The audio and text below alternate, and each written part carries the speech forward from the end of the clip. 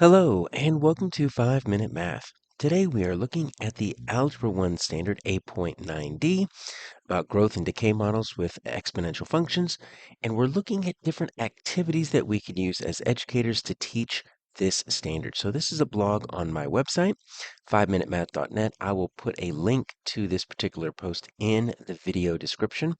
So this blog post starts off with the standard, just the basic teaching videos that I have for each of the TEKS about showing how to find features of exponential function graphs and just how to graph exponential functions.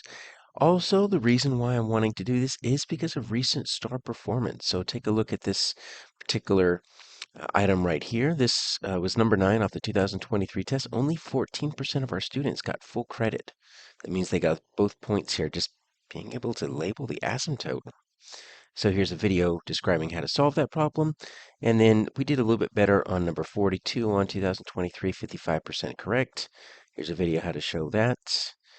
And then finally, here's the framework behind my activities, because I'm not a big fan of just drill and kill or extra star problems. I think learning is best done when it's active, when it's playful, and when students have a clear learning goal and they have fun. There's nothing that says you can't have fun and do math at the same time. And that really just increases engagement, increases joy, and ultimately increases learning. So that's the framework behind it. Here are the activities. This video right here is going to go right here in the blog post in case you want to rewatch it. But let's walk through it. There's 5 activities here.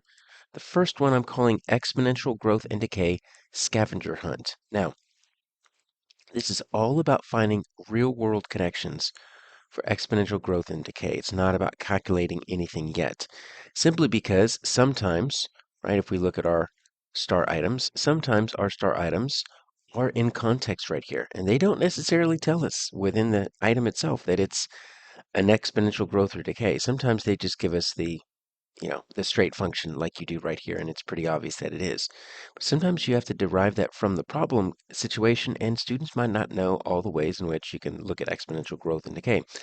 So the idea here is that they just go on a little scavenger hunt, right? So they just need internet access, and they're going to look for an example of an article or a news story, not a math practice site that explains a real-world example of growth, and then one that shows a real-world example of exponential decay. They're going to copy down the URL, just give a little context for the situation, and write the equation.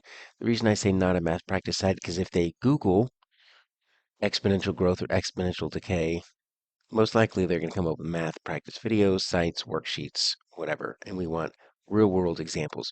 And if they get stuck, here are some examples that you can share with them: population growth, compound interest, epidemic spread, radioactive decay, drug concentration in the body, cooling of a hot object. Just Google for these terms and they'll find something. So the activity here is simply, can you get enough background knowledge, enough of a schema going of what exponential growth and decay looks like in the real world? Now, variations, if you want to up this a little bit. If they struggle, you can provide them those sample topics on page 2. If not, see what they could do ahead of time without any type of help. That's fine. Now, in addition to writing out the equation, you can have them note the initial amount, A, and the scale factor, B, if you want. You can have them create a table with the equation, plotting out how the function changes over the various years, weeks, whatever the time period X happens to be. And then, ultimately, you can have them graph the equation. So you can just simply make a copy of this if you want to, or make your own, and you can add those things. What is A? What is B? Write me a table. Draw me a graph. So that is our first activity, exponential growth and decay scavenger hunt. Hopefully, it will be a little bit more engaging if they are finding real-world examples. Second activity is called interactive exponential graphs. And really, this is just about getting kids on Desmos or another graphing tool that you might be more comfortable with, and just letting them play with the exponential functions and seeing what happens here. So you might want to write the standard form. If needed, f of x equals a times b to the x power. And then what you're wanting to do is you're wanting to give them various requirements, various hints, right? So for example, graph an exponential function with a y-intercept of 3, right? So how would they manipulate this? And they can obviously verify it by saying where the graph crosses the y-intercept or the y-axis. Or you might want to say, all right, Right now we have a growth rate. Just give me any exponential graph with a decay rate. Can they manipulate that b, that scale factor, to make it from a growth rate to a decay rate? So this is a low stakes, just practice, because and they'll immediately see feedback because they'll see on the graph whether they got it right or wrong. You can either share your screen to show a correct answer, or have students share their screens. Now that's pretty simple. Variations depending on where your students are in this process. As they become more comfortable, you can introduce q as a constant that signifies a line of asymptote. Right now, if it's simply going to be this standard, right, it's always going to be that y equals 0. But this is an example of, you see I've got my y-intercept initial amount of 3, but I've got that plus 9. And so that gives me a y-intercept of 12, because those two are added together, and my asymptote of y equals 9. So as students get used to that, you can start manipulating the line of asymptote and have students note how it changes, the y-intercept. You can create a memory match game, simply having students match partners with partners of two things: the written functions, right, in just the equation form, and then exported images from Desmos. It's really easy to export those images and save them, and just put them onto a little table and cut them out. You got some memory match. You can give students graphing paper, have them draw an approximation of a given function, and then use Desmos to check their work. So have them do this, right? Have them draw an exponential function with a y-intercept of 3, and maybe it's, f of x equals 3, and then whatever you want your growth factor to be to the x, and then have them graph it on a piece of paper first, and then double check with Desmos. You can switch it, hand this over to the kids, let the kids give the students, the power to give the clues to the class. Let them be the teacher, and they check the work and they give the requirements. So let them kind of lead this lesson. It doesn't have to be really long. It could be a 5-minute routine where they just give 5 different requirements, where they just get really, really comfortable um, just graphing exponential functions on Desmos. And then finally, if you think they're really getting this down, this is probably the ultimate variation here. Don't give them the clues. Display the word problems, right? Problems like you might see on STAR. And then they have to ultimately write the exponential function and graph it, which is what they're most likely going to need to do on the STAR test. But instead of giving it them in clues, just give them the word problem, let them figure out what's the initial amount, what's my scale factor. All right, so our third activity is called comparing growth rates. And really what we're doing is we're drilling down to what happens when we change b, that scale factor. So we're going to use Desmos again, but what we're going to do is we're going to graph multiple, here's the image here, we're going to graph multiple exponential functions with that same y-intercept, but we're wanting to look at various growth factors, right? So here's an example, right? So we might have 3, and then it's times 1.5 to the x power, and then 3 times 3 to the x power, and then 3 times 6 to the x power. You notice I'm doubling that each time. What you're wanting them to notice is the steepness of the graph as the growth factor changes. So does the slope get steeper or shallower as the growth factor increases or decreases? Notice at this point, everything is growth factor. So we're comparing growth rates at this point. And then maybe you might want to have them write some additional functions. Same y-intercept, so we're keeping that initial amount of 3. That a value is 3, but then you want them to write some different ones. Obviously, they're going to want to write, 3 times 100 to the x, 3 times 1,000 to the x. That's fine. You might have to zoom in or zoom out to see the effect, but you can do it. And then you're wanting them to just note the effect on the graph. And then ultimately, what's the summary statement?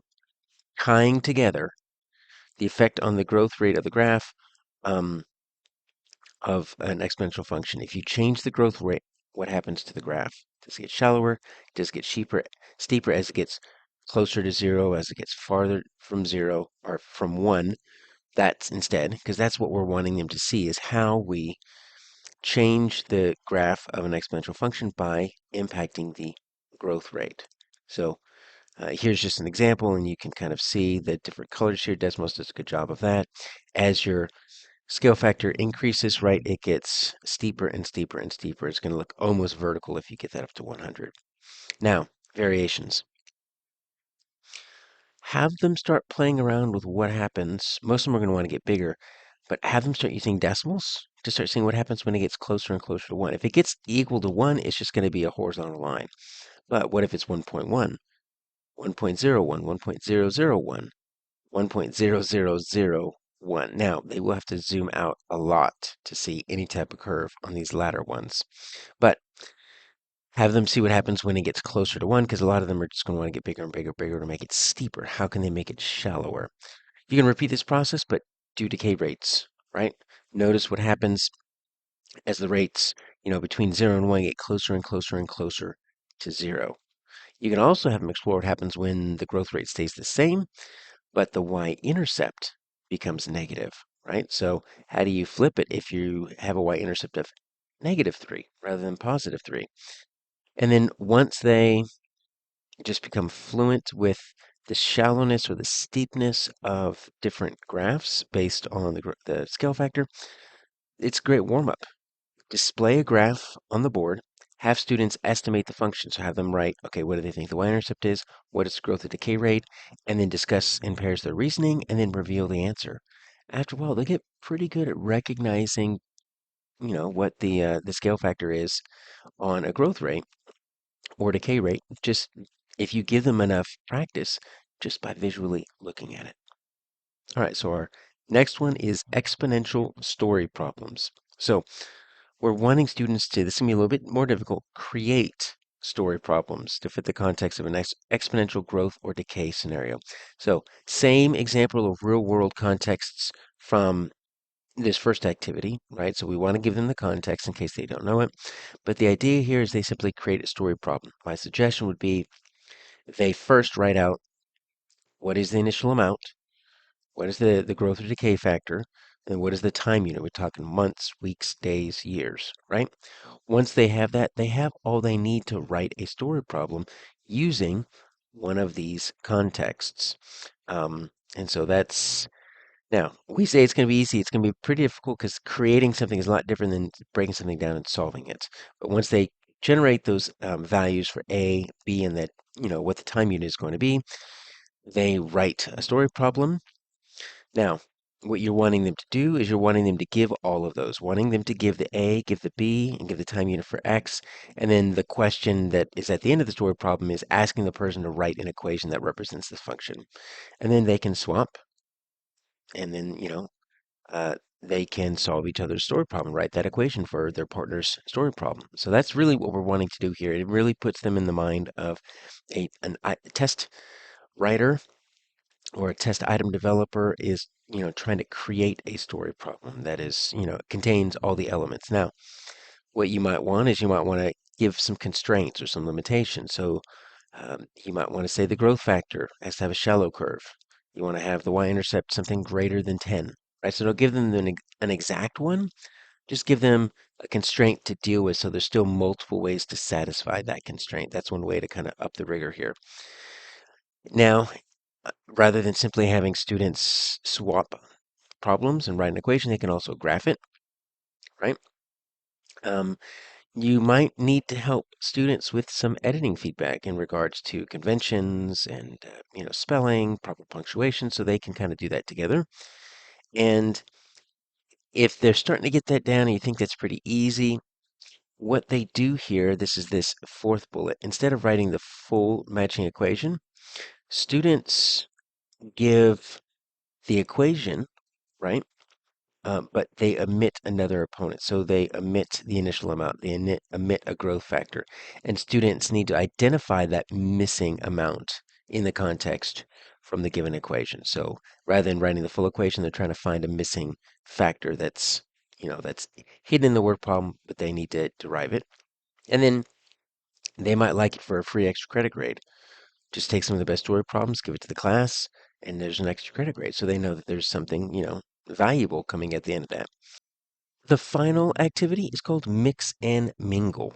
And all we're doing is we're just giving opportunities for students to talk about exponential functions, talk about their graphs. You do need some room for this one. So you want students to stand up and push their chairs because they are going to be standing up and talking.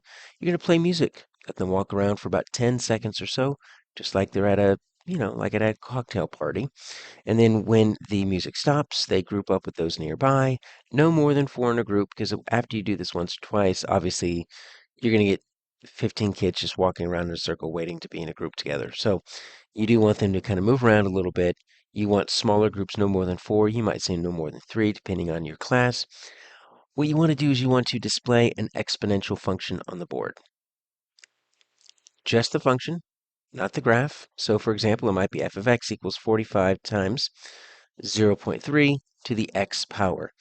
They simply need to describe with the people that they're standing near, what do they know about what the graph will look like. But they're not looking at the graph, they're just looking at the function. So they should be able to describe the y-intercept, the direction of the slope, right? Is it increasing or decreasing from left to right? How relatively shallow or steep is it? And what's the line of asymptote? They should be able to get all of this from simply looking at the equation. And then that's it. The reason this is difficult for some students is they're having to put their words, into verbal conversation. Sometimes it makes sense in their brain, but they don't quite know the language. They might not remember the word asymptote, and just having to put it out loud is a little bit different than keeping in your mind or even writing it out to yourself, right? So we're wanting them to put conversational language around exponential functions, which we don't do very often. And then you just display a few, and that's the activity. It doesn't have to be really long. Now, variations. After students have discussed before they regroup, you can display a graph. And then they decide, does that match or does that not match? Make it about 50-50. Sometimes they do, sometimes they don't. But they have to provide a justification to the group. This matches because, this does not match because. Have them identify why it does or does not work. That's how we up it. But you've given them time to process it ahead of time, so they should immediately know. Now, instead of showing the function, you can display the word problem. Then they have to do the same thing. They have to identify the initial amount from the word problem, the growth or decay rate, right? The line of asymptote. Then, instead of showing the graph at the end, display the function. And then have them do the same thing. Confirm or deny its accuracy. And do about 50-50. Half of them work, half of them don't work. Have them justify why. Now, for writing practice, if you really want to focus on that error analysis and you want them to identify why a function or graph does or does not match, have them write out a short statement, right? So it could be like a short constructed response describing why this function does or does not match. And even if it does match, you can't just say it matches. You need to provide evidence, right? Talk about the y-intercept, talk about the direction of the graph, talk about the line of asymptote. Have it all written out. And then, as your class improves their ability to distinguish these characteristics, decrease the group size, right? You can hide in a group of 4, but you can't hide if you have a partner. So you can decrease that to kind of up the rigor. And that's the last activity. So hopefully you got some benefit from this. And remember, if you need anything from this, you'll find it on my website, 5minutemath.net. You can just go to more. You can click on blog, and that's where you find all my blog posts. I have a ton of other Algebra 1 activities as well, 8.2a, 8.8a, 8.11b, and 8.7c.